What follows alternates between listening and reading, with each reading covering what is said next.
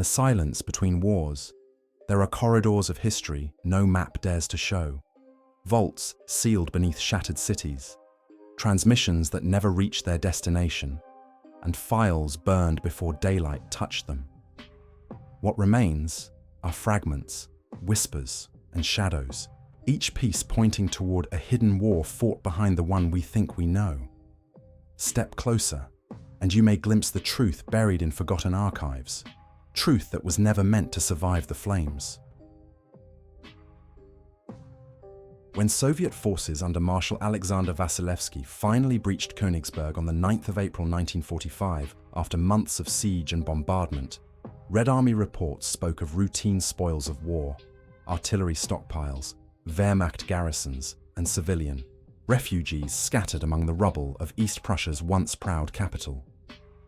Yet hidden in a basement beneath the ruins of the Königsberg castle, a structure already gutted by British bombing raids, assault units of the 43rd Army, allegedly forced, open a set of reinforced vault doors welded shut from the inside. Inside, stacked in steel crates coated with layers of grease cloth, were documents stamped with the Reichsadler insignia, reels of magnetic wire recordings, and sealed tubes containing chemical samples labeled only with codename Project Morgenrot, Dawn.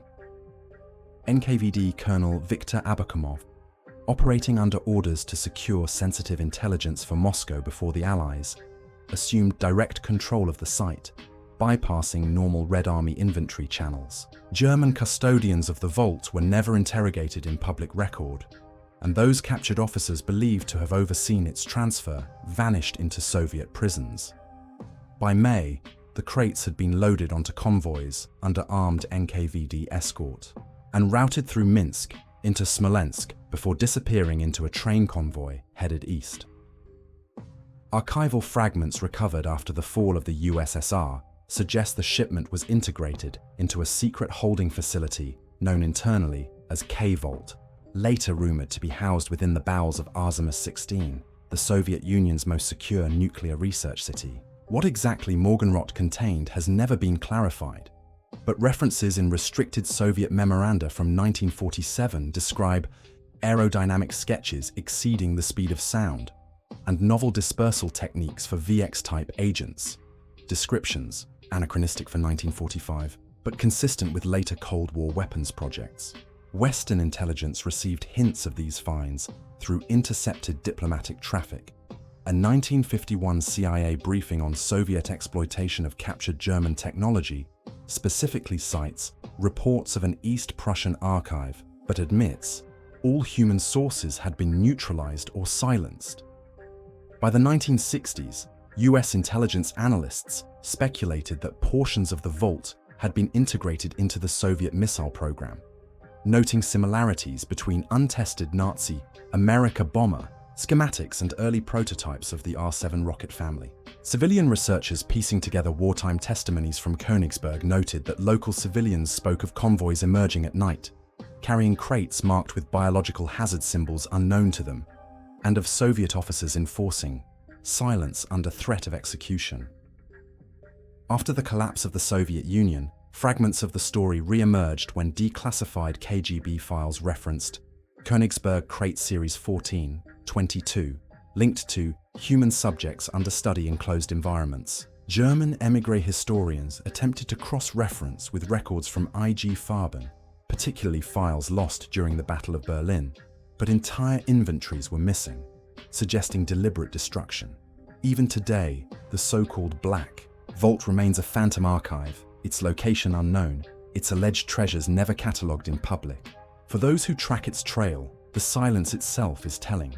Files vanish from German federal archives, Soviet-era veterans refuse interviews, and every attempt to uncover Morgenrot leads only to closed doors. Was Königsberg merely another casualty of war, or was it the staging ground for a transfer of knowledge that defined the technological standoff of the Cold War? The absence of answers, preserved under layers of redacted files and burnt manifests, only deepens the suspicion that inside the ruins of Königsberg Castle lay more than spoils of war. Perhaps the very blueprint for an age of weapons no nation dared admit came from the dying Reich. In the spring of 1942, as the Battle of the Atlantic reached its bloodiest phase, the British Admiralty's Y-service intercept stations began detecting faint, irregular bursts of encrypted Morse, broadcast at unusual intervals on a frequency band not typically associated with Kriegsmarine U-boat traffic. These transmissions, first logged by the listening station at Scarborough in late May, contained recurring references to Harpoon 27. Cryptanalysts at Bletchley Park, already stretched breaking naval enigma, flagged the traffic but could not assign it to any known U-boat wolfpack. The location codes, once tentatively decrypted, suggested coordinates far north of typical patrol routes near Novaya Zemlya in the Soviet Arctic. In June, a special file was opened under the codename Harpoon Silence, a title chosen to mask the operation's intent even within Admiralty correspondence. Surviving fragments of the file indicate that a task force was assembled, composed of elements of the Royal Navy's Arctic escort groups, supplemented by a detachment of NOMAR, 210 Squadron RAF Sunderland flying boats, tasked with reconnaissance sweeps. Their objective, according to one heavily redacted memo, was to ascertain the presence of enemy supply infrastructure and deny it as necessary. Official naval records list routine convoy escorts during this period, but ships' logs recovered. Decades later show inconsistencies. HMS Bulldog, supposedly in dry dock, reported atmospheric conditions in the Barents Sea. HMS Somali's deck log ends abruptly on the 18th of June, with the next entry dated the 22nd of June, noting only operations as ordered. The absence of detail suggests deliberate erasure. Testimonies from surviving sailors recorded in the 1960s add cryptic details. Reports of approaching an ice shelf where strange metallic structures protruded from the frozen shoreline, and of sighting a harbour carved into the ice, with the hull of what looked like a tanker embedded in the frozen bay. These claims, dismissed at the time, gain weight from Luftwaffe reconnaissance photos captured in Finland in 1944, which depict unidentifiable installations along the same coordinates. The true nature of Harpoon 27 remains speculative.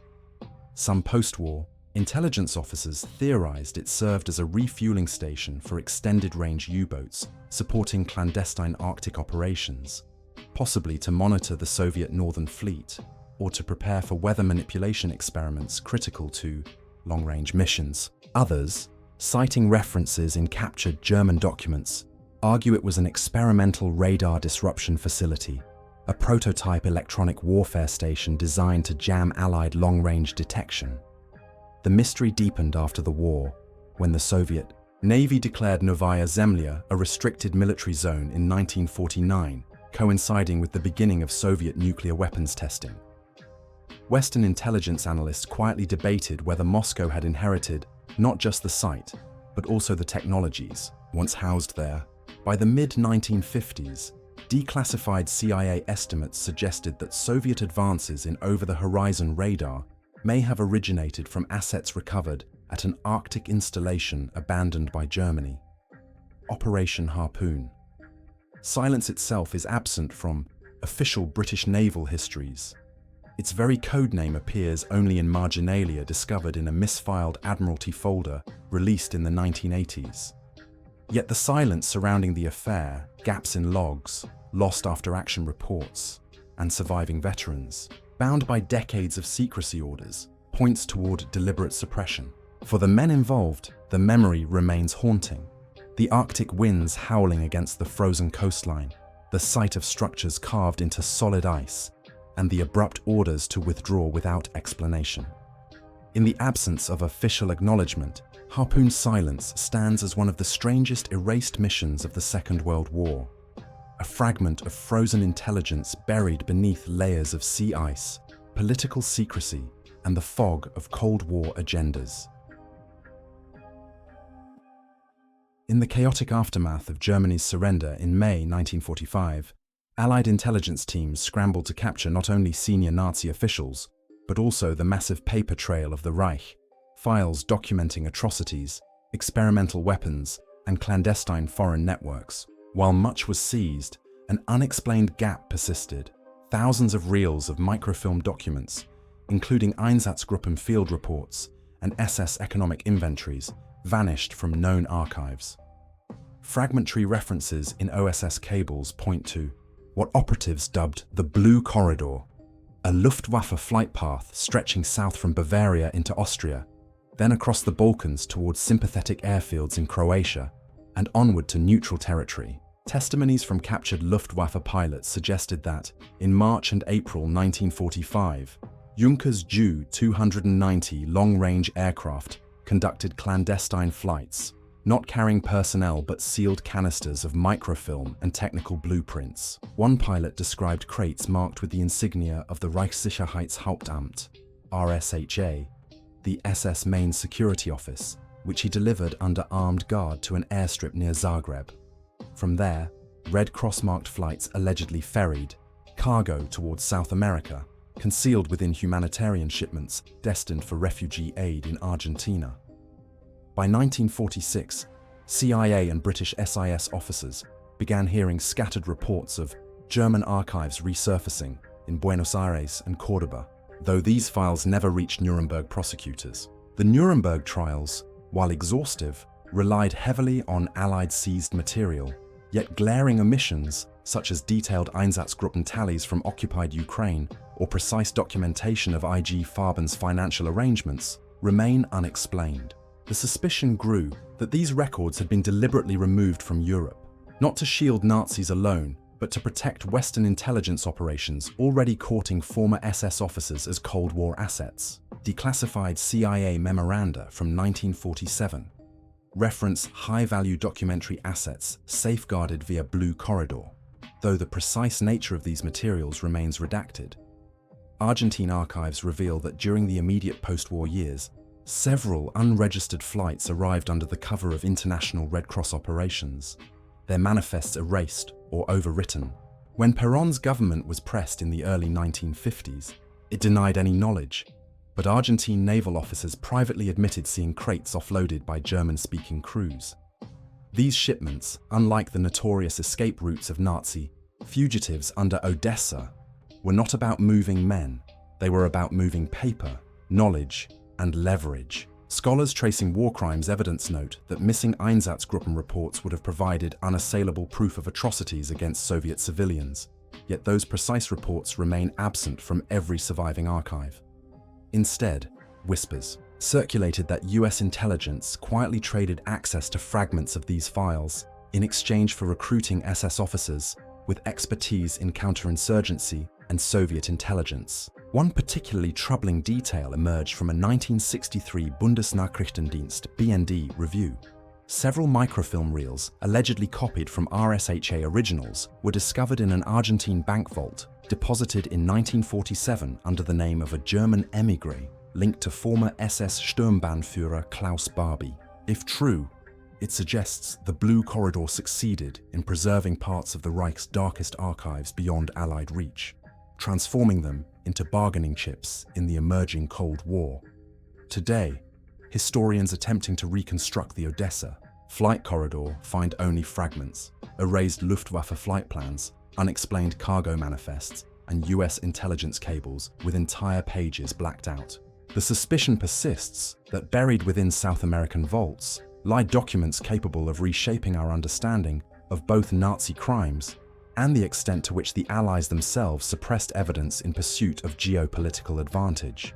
The Blue Corridor remains not merely a tale of missing archives, but a case study in how truth can be flown out under the cover of night, concealed in humanitarian crates, and bartered in silence between victors who preferred secrets to justice. When the Red Army launched Operation Suvorov in August 1943 and forced Wehrmacht Army Group Center into retreat from Smolensk, Soviet infantry combing through abandoned field headquarters stumbled upon an unmarked wooden crate left behind in a forest dugout near the village of Yelnya.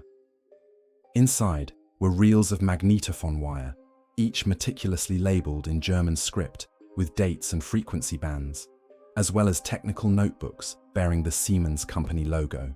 Initially dismissed as ordinary German signal recordings, the cache was transferred to a local NKVD unit, which quickly realized the reels contained not raw transmissions, but experimental voice encryption samples, speech distorted into indecipherable tones generated by linked oscillators and frequency shifters.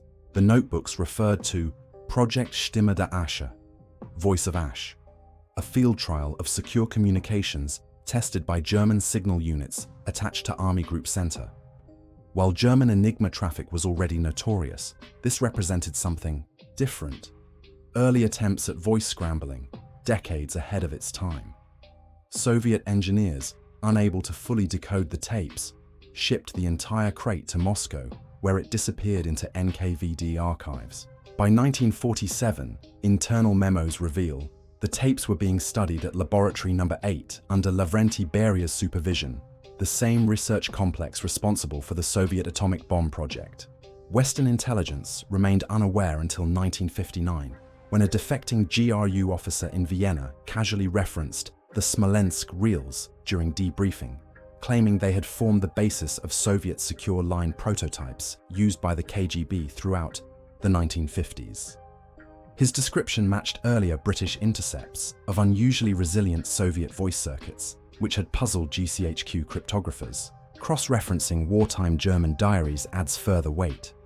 A journal from Major Ernst Keller, captured in 1944, mentions our new transmission method, tested near Smolensk under Siemens technicians escorted by Waffen-SS.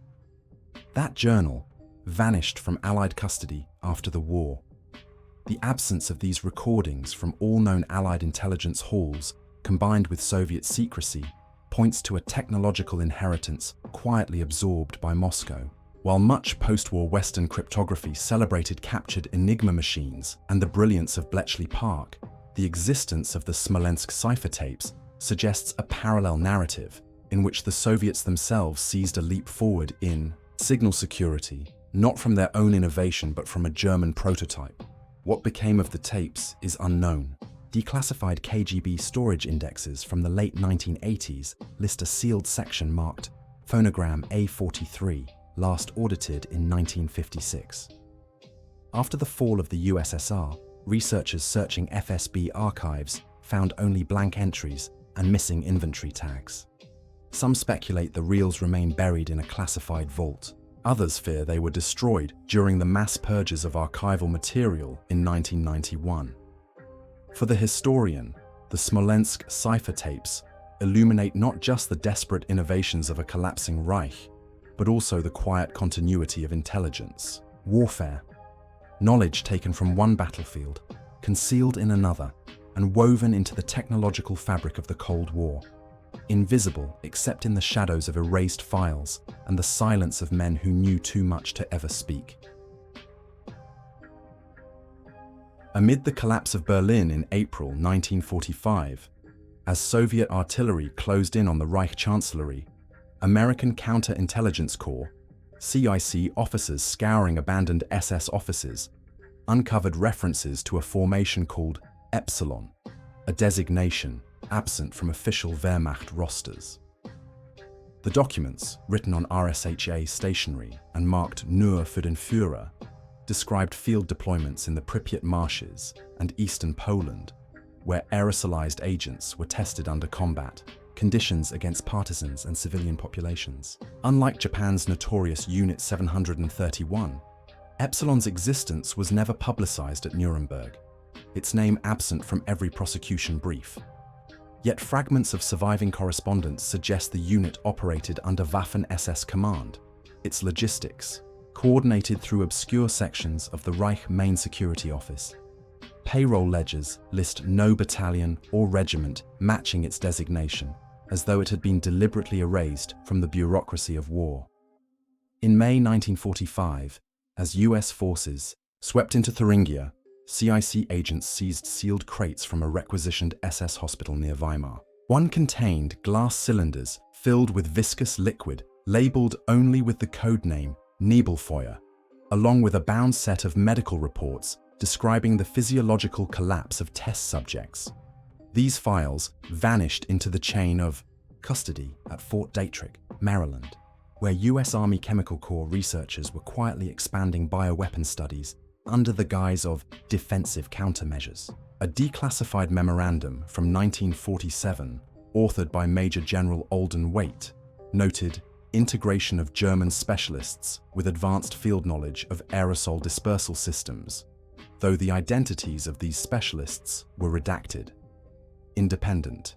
Researchers have linked at least 3 former SS medical officers, officially recorded as missing in action, to later employment within US research facilities.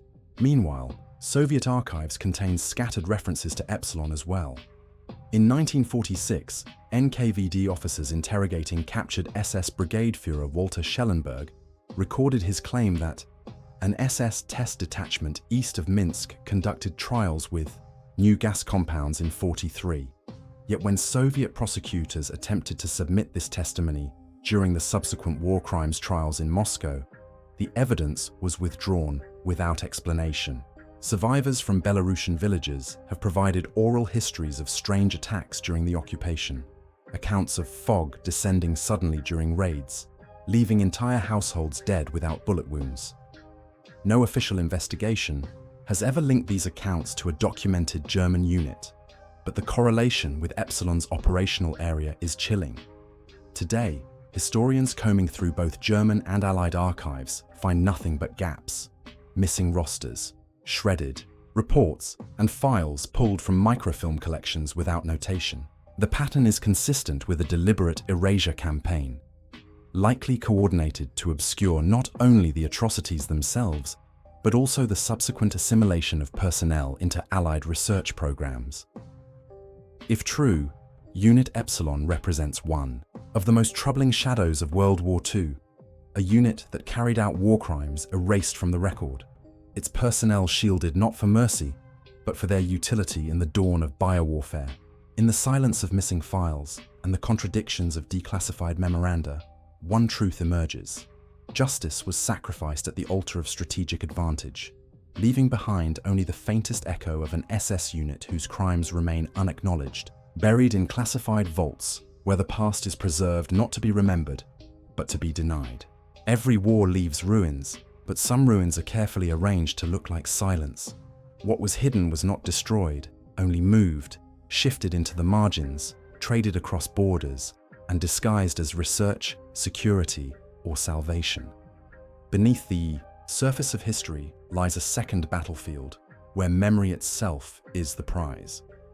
The question that remains is not whether these shadows exist, but how long they can stay hidden before the silence begins to speak.